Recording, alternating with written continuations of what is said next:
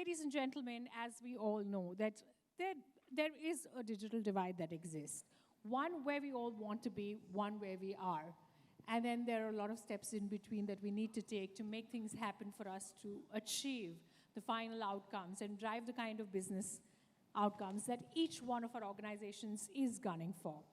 And with the rapid evolution of the technology landscape, the trinity of data, AI, and cloud is sort of leading us to the kind of outcomes that businesses are looking at. When we leverage all of this in equal measure and the measures that our organizations are looking at, the final piece that we're all working towards is, of course, at the back end, improving our infrastructure and driving the infrastructure agility, and at the front end, the operational efficiency. So that's exactly what we're going to try and bridge today through this conversation. And I would very quickly like to delve into the questions that I have in store for all of the panelists right here. And you may pitch in as well with your questions if you have any. So very quickly, and I'm going to start from the farthest, so Irfan, I would like to understand you belong to an industry where there is perishable inventory involved within the airline space. And of course, decisions related to this inventory need to be taken in a spur of a moment. And of course, there's a lot of data that goes into it and real-time data. So how do you combine the data with the analytics and the right kind of algorithms to give you the outcomes to make decisions on that perishable inventory, which actually are quite, time sensitive in nature? First of all, thank you for inviting me to be part of this summit.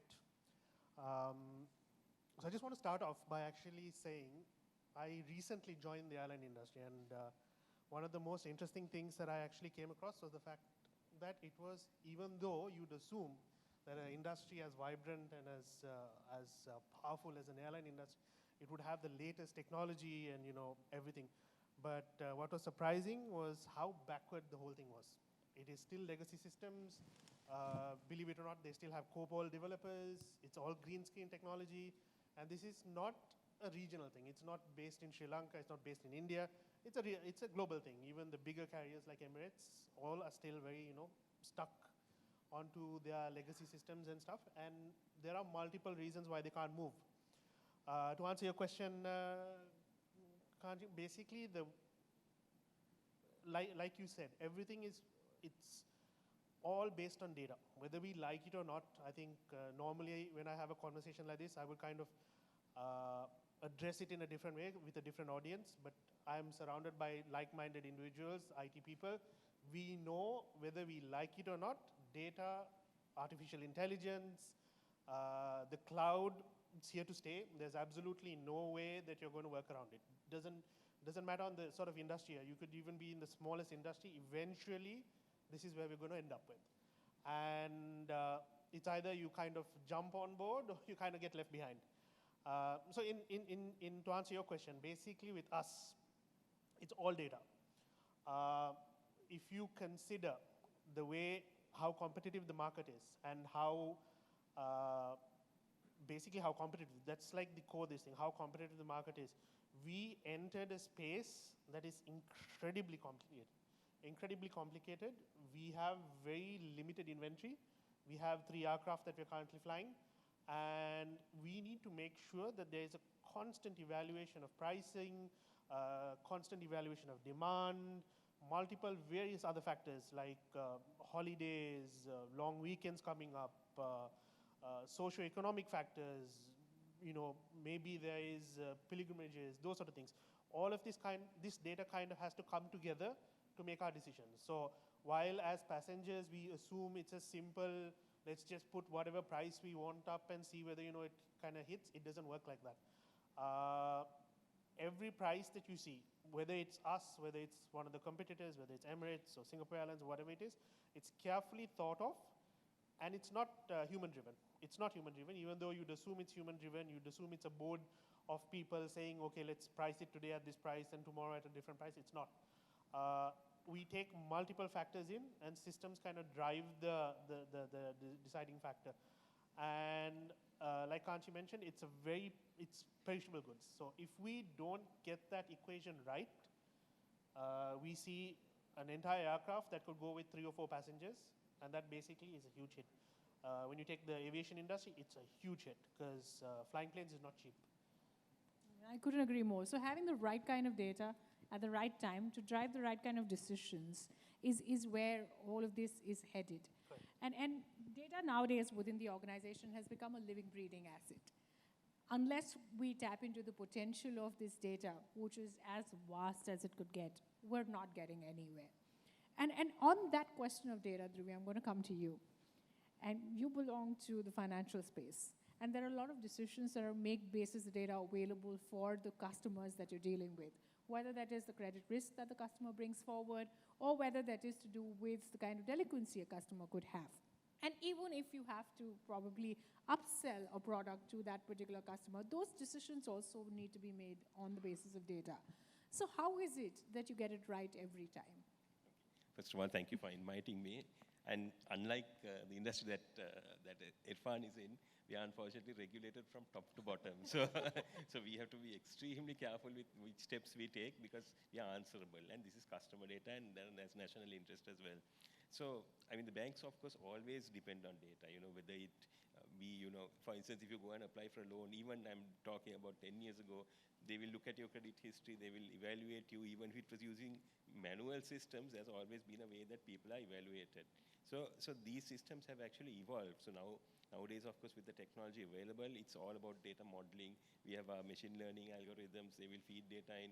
They will give risk factors of customers. Basically, is this guy suitable for a loan? They will look at external factors and well. So it's always been like that in the banking industry, and it will continue to evolve.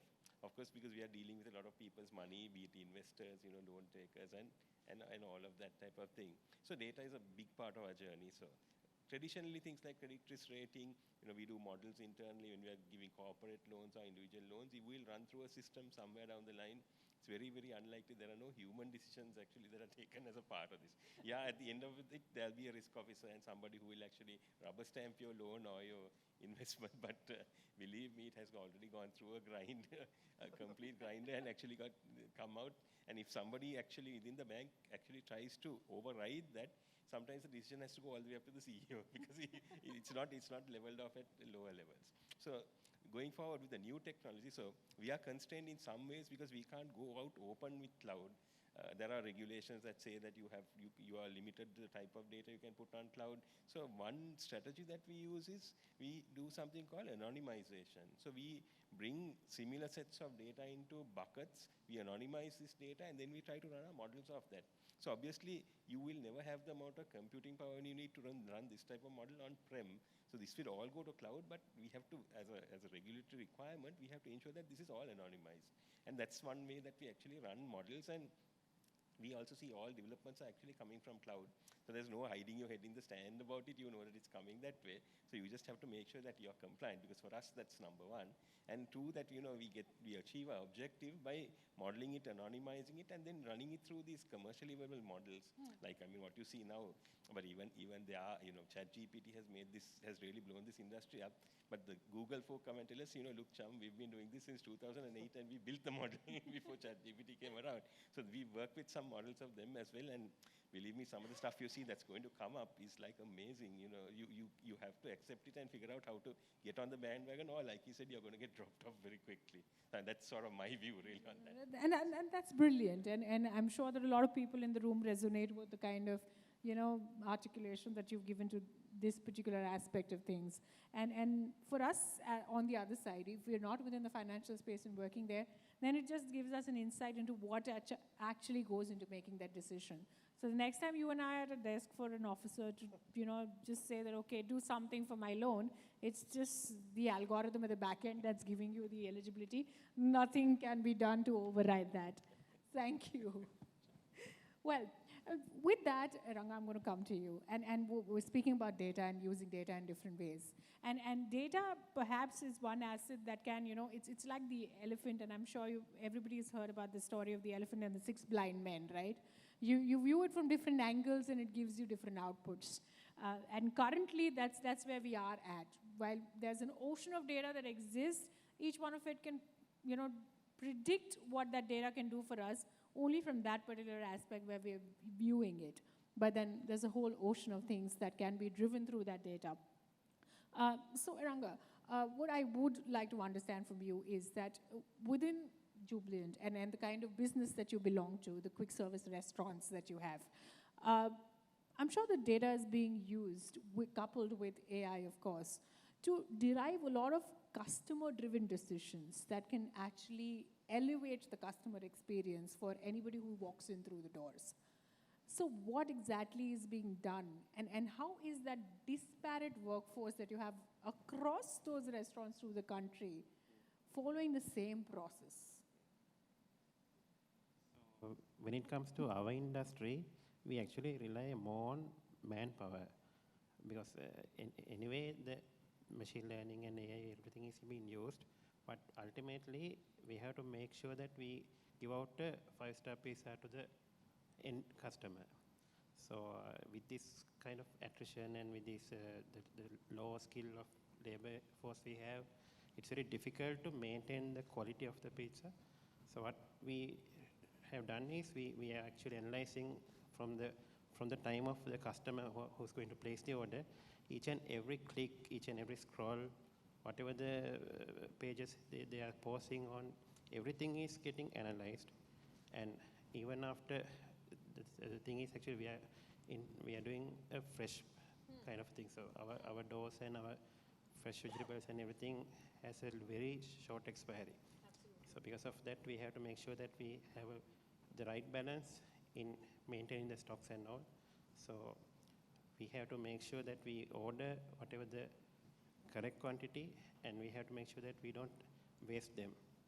So we use all these data points to ensure that whatever the things that customer wants, and thereafter, after they do make the pizza at the store level, we scan the pizza and analyze it using some AI and ML modules to see whether those are actually a 5-star pizza or not.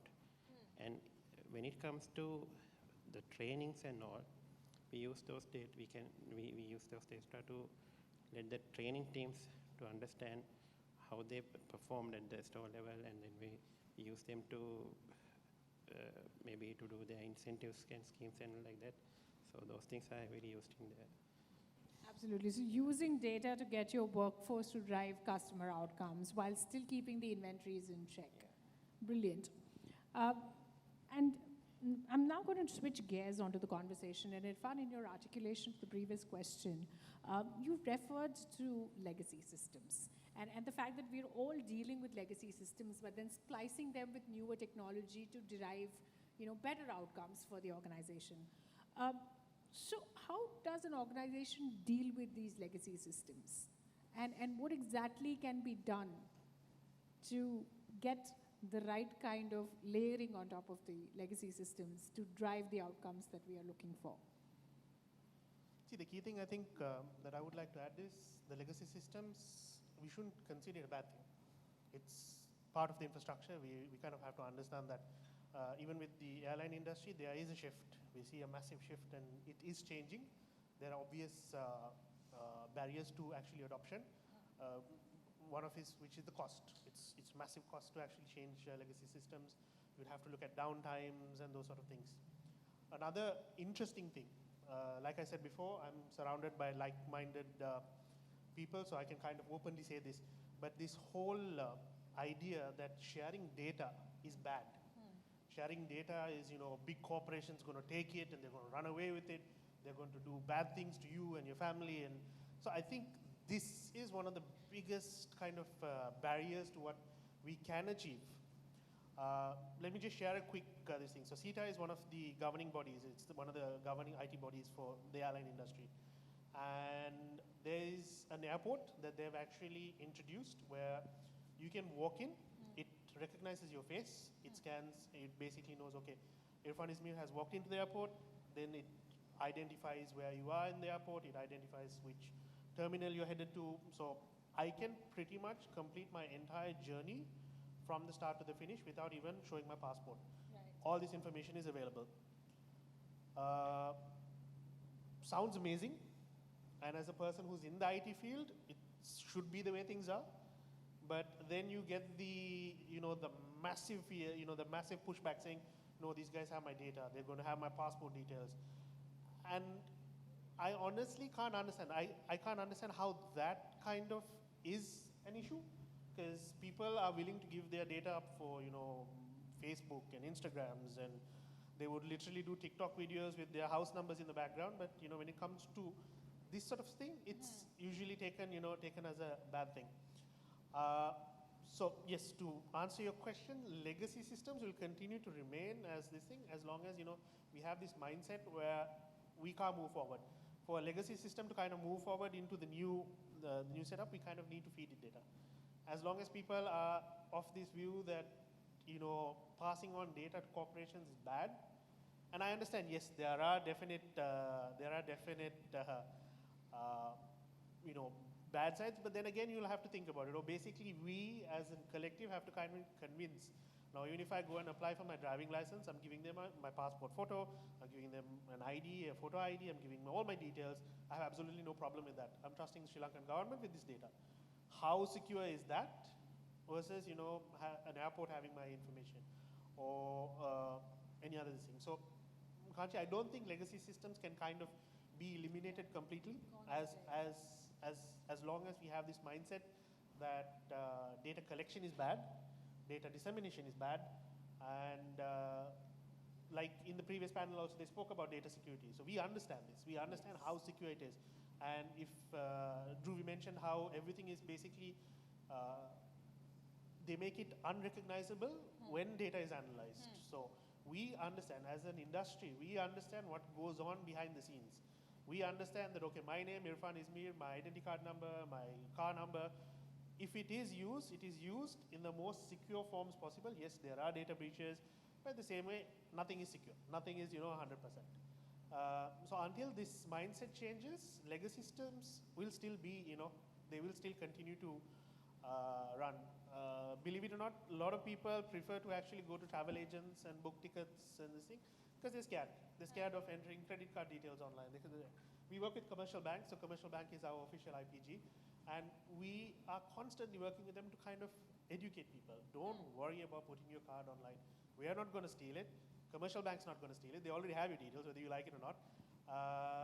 So this kind of education is a constant thing. It's constantly evolving, and until we get to that point where we have at least 90% of the population who understands, legacy systems are still going to be there. You're going to still have people go to travel agents and quietly whisper passport numbers and have it typed into the GDS, the global distribution system. A piece of paper is printed. They assume this is secure. Now I have it in a piece of paper. Let me put it in my pocket. Nice little jacket, and I head to the airport, and I don't show it to anyone except the person behind the counter. Absolutely. So I don't think legacy systems will change. And again, not a regional thing. This is a global thing. Even the so-called educated countries have a similar mindset. So I think it's where we kind of come into the picture. But it is a massive challenge, even in the airline industry. And I'm pretty sure in the banking industry it must be worse. I still have a few factors, but still, now that I'm sitting next to Dhruvi and I understand, okay, this is how it works, then it kind of puts my mind at ease. So yeah, that's my view on how legacy systems will continue to be part of the equation, whether we like it or not. Quite brilliant. Dhruvi, I want to come to you, and this is on the compliance and security aspect of things, and Irfan also touched upon data security and data privacy within his entire articulation. The previous panel also deliberated on privacy, security, and compliance, and then there's one interesting fact that came out of that discussion is that a lot of times we think, and organizations think, that if we are compliant, we're secure, but that's not true. What's your point of view on that? I'll just continue where Irfan really started off. So legacy applications are, you don't really need to change the legacy application, but what's really come about is that, people have discovered 101 different ways you can penetrate those. So one strategy, the HNB is a 137-year-old bank. We have legacies that you won't even dreamt of, right? So one strategy that IT actually runs is, what we do is we try to wrapper these and package them so that we protect them from the external threats without changing the essence of the application. Because changing and rewriting an application is a huge task, and it needs about a year of UAT and all of that, unless we can find something out there, you can shop and buy it as a service, it's going to be a big task. And sometimes by the time you convert the application and bring it to a modern state, the application is already obsolete. So that's how it is in this industry, right? So, very true, very true. So, I mean, that's one strategy that we use. But having said that, I would caution, unfortunately, the banking industry, we see a lot of the negatives. I'm happy that you're seeing the positives, but the amount of fraud out there is really bad, And unfortunately, a lot of it is to do with user education. So for instance, when you do a transaction and you get an OTP, we put messages in 3 languages telling people, please don't reveal your OTP, and people continue to reveal their OTP and get really cleaned up and messed up. So I mean, it's not only Sri Lanka, it happens all over the place. So you try different methods, but basically, you like I think Suresh said in the previous session, the human is sometimes the weakest link because with good intention, somebody calls you up and says, I'm going to transfer some money to you. You're going to get an SMS now. You tell me the phone numbers that you get, and I will transfer money to you. And he gets cleaned out, and this happens. I mean, so we sit on panels with the central bank where we are constantly going through, the fraud cases, and it's not great. I mean, believe me, you need to follow your basic hygiene and secure yourself. But if you do that, you're generally quite okay. So coming back to the question, so now on this legacy, yeah, you still have to live with some legacies because it's going to be very costly to change them. But work with your infrastructure around you now. Even if you wrap up a legacy application properly, there's nothing barring you from even taking it to a cloud service. But you need to do your homework and you need to do your housekeeping, basically. Yeah, and understand what's right, what's not. Do you want to comment on the legacy piece? Anything that you want to add there? Legacy in the sense, actually, in our environment, we have all the backend systems on our clouds. So, okay. But what we cannot have on the cloud is the front-end applications and all. So that is there. So we don't have a clear way of eliminating those because anyway there has to be some kind of a front-end thing to be done. So, yeah. Fantastic. So we've spoken about the security and compliance bit in a nutshell. And we've also spoken about driving customer experiences. But I want to delve a little deeper into the customer experience bit of it. And Aranga, I want to start with you. You spoke about, analyzing the application to understand, where each customer is clicking, probably heat maps of what they're interacting with, and then, giving the recommendations to those individual customers to, build that bridge to getting what they want the best on top, and then the rest of your services listed or offerings listed at the bottom. And when we are doing that, again, what we're doing is churning a lot of data, adding the algorithms to it and giving those outcomes. How real time is this happening? And whenever the customer browses through the page and all, we have their past data and everything. So whenever they try to place an order, anyway, it will use all these algorithms in backend and suggest whatever the things they want, and it will pop up the coupons or whatever the offers we have, especially for them. So that is driven real time. So that's fantastic. So now just to sum it up, because I see a view on the clock and we do have about 7 odd minutes remaining. So I want to bring one question to each of you and understand more from a future perspective. And would like to understand where each one of you, considering the industries that you belong to, where do you think in the next couple of years is your industry sector headed? And what is the one change that you would like to see, whether that's incremental, whether it's a step change, or an outright change that you would like to see for a better managed system or a better agile system? Perhaps Ranga can start, we can bring it to Dhruvi and Irfan. What I like to get change is the behavior of the end consumer. Because most of the time when we try to do a lot of automations and all, they get scared of. So they really need to get they really need to understand that we are using their data, but it is for their own benefit, and we analyze them and we model them accordingly to cater them well. So they have to understand that we are not going to misuse it. That's just for their benefits and also. Whenever they are putting in their maybe name or email address or anything, and one thing is that they might be scared of saving the credit card details and all, but other information, it's actually for their own benefit. Right.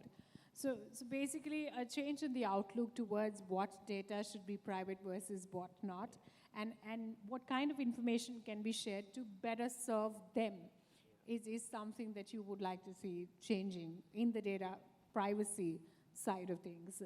Definitely, that's food for thought, and actually a lot of food for thought there. Truly. So I think the banking industry, you're seeing a revolution. Gone are the days when the biggest bank was the bank that had the most number of branches, because now it's all about digital. One of the actual, and I wouldn't say a good thing, but one of the fallouts from COVID was people have actually got more comfortable using digital prospects, and less people actually go to branches now. More people are on digital. So I mean, even if you take our monthly transaction volume, we see something like 92% actually run through digital methods. So the problem right now we see is that the 6% who goes to branch actually generates about 80% of the money fast transferring through, but really the number of transactions wise, it's about 92% digital. So, but having said that, people have got more comfortable with digital, and that's a good part of it. So now, if you take the credit cards operation, for instance, our bank operates a very large credit card base. We actually try to bring offers, and we try to customize using certain data pools, without individually targeting people. Like I said, when when we sort of categorize and bucket people together, then our merchant teams would go out and try to see what type of offers and deals we can get to cater to that particular segment. And we see the actual hit rate is much higher than if you just throw out a generic offer to like everybody in your base. It's a bit more targeted, but it actually might bring value to you. So that's where we see things going. Of course, things are going to get a lot better in 2 years' time. The way IT is going, it's going to be very, very different. So, but I think that's not a bad thing. So the data is getting used for your benefit as well. Thanks. One thing I would like to add to Sure. that is after, actually during the COVID period, we see a lot of interaction on our digital platforms. But eventually, now we see that the traffic is moving towards the call center side. So Okay. they are actually moving to the previous methods of transacting with us. So that shift is there. So that's why I know that the people needs to be more. Okay. So people did go in a direction of adopting the newer ways of interacting with the organization and placing their orders, but then eventually after the COVID-19 pandemic and the lockdowns fading off, they come back to what they're more comfortable with. And data being used for personalization and personal offers is something that you've sort of encapsulated in your articulation. Irfan. So I just want to add, I was an optimist. Now I think Drew has made me a pessimist. I'm no longer going to trust big corporations with my data. So with the airline industry, it's a pretty interesting situation.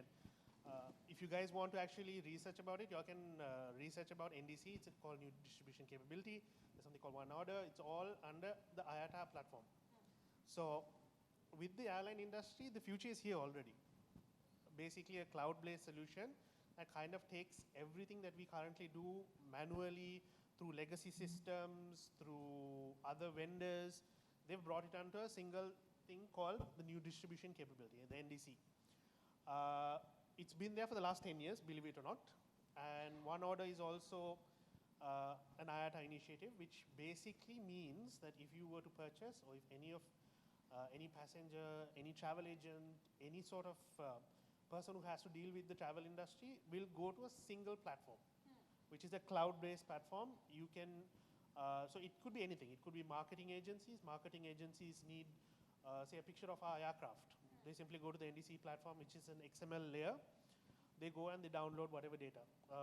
Say a pricing company needs, okay, what is Fitzgerald's pricing? They simply go back to that NDC layer and they take it out.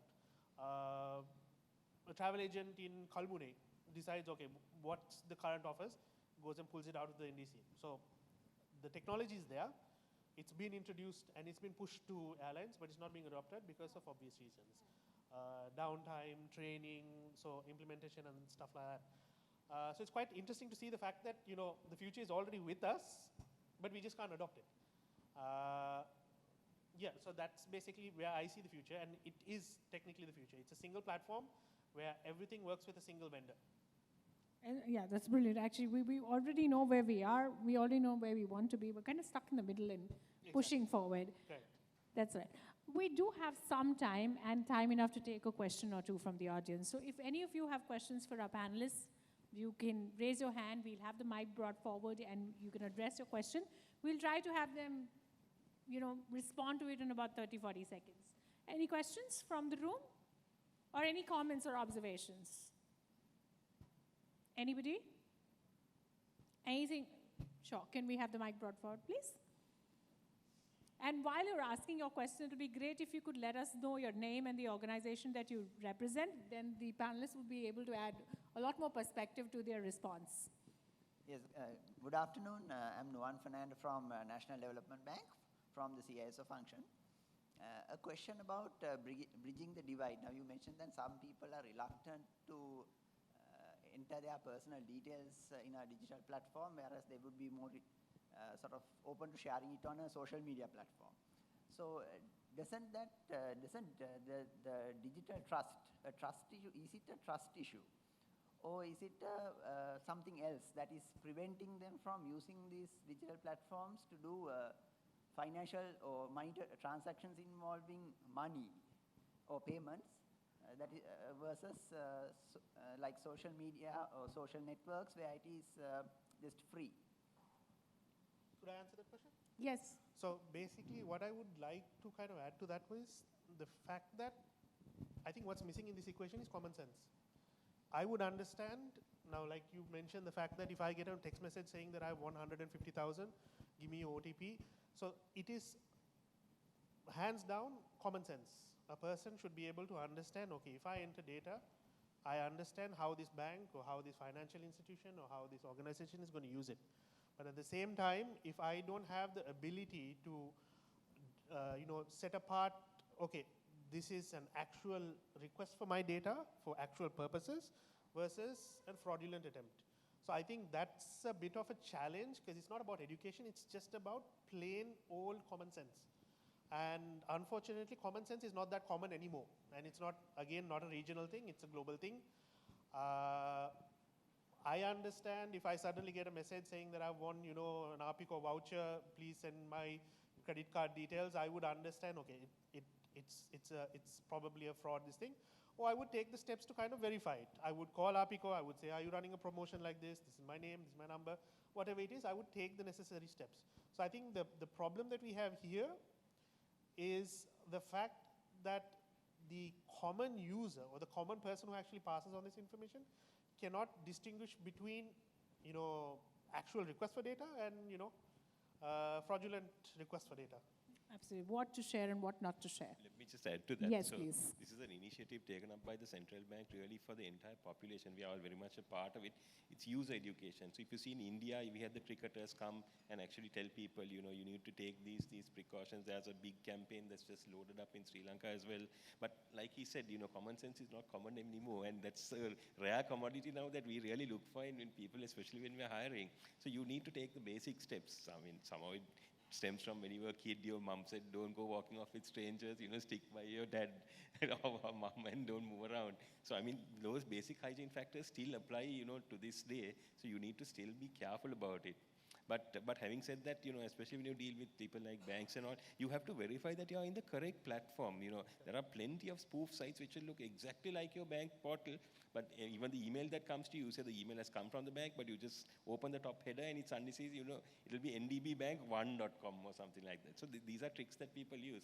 And the one thing you just need to also be a little careful of is no longer are we in a local market, because now the scammers you find here, not to frighten you also, but you have global scammers also coming in. I mean, yes. There were recent incidents where I think there were 15 or 16, I should not name nationalities, individuals from another country that's very close to us, who were actually, not close to us in the sense who actually operates with us, who actually had come and set up and they were running a scam operation here. And I think the police arrested them due to a number of complaints. But once again, it's not only in Sri Lanka, because I think recently in Singapore, they arrested 3 of the kingpins of this scam, and these guys had like billions of dollars they were running Bugattis and Ferraris and Rolls Royces in Singapore, and all the money was coming from their offshore operations. They were operating in different countries. So you have to be aware of that, and you need to do like I said, use your common sense, use your knowledge to make sure you're doing the correct thing. So obviously if somebody sends you a mail saying, look, you've just won $1 billion, you will call back and figure out, is this true or not, because 99% will probably be a scam. Thanks. Absolutely. Iranga, any thoughts on this? Actually, it's basically the common sense. So Absolutely. Well, If you it get is a- basically common sense If you get a SMS from some unknown Yes. number, anyway, you have to look to it twice. So. well, Sorry, you know, can I just quickly add to that, Kanchi? So basically, sorry, I'm just taking up a little more time. I don't want to sound condescending. It's not like common sense. Even I could get scammed. Like Ruby mentioned, scams are getting incredibly complex. Like you would literally have massive companies falling for fraud. Even Microsoft had actual issues. So again, it's not me being condescending, saying that it's not an issue of common sense and people being smart or not. It's just that eventually you have to understand the overall picture. Even in a work setting, even basically IT people in a work setting, when we're sitting and we get emails, they make it look like it's an actual genuine work email. And I have smarter people than me who have actually fallen for it. So again, not to be condescending, not to make it sound like it's a layman's problem. It is a problem for everyone. But again, it's about exercising the right level of caution at all times. no, and you know, quite often they're not, and we shouldn't be calling it this, but the ingenuity with which these scams are designed actually makes us fall for them, however smart you are. So there's only common sense, like we've all pointed out in different ways, that can come to the rescue there. Well, I think we'll call it a close with the time that we are at. Thank you very much, gentlemen, for your inputs to this discussion and taking it with such flair. Can we all give them a huge round of applause, please?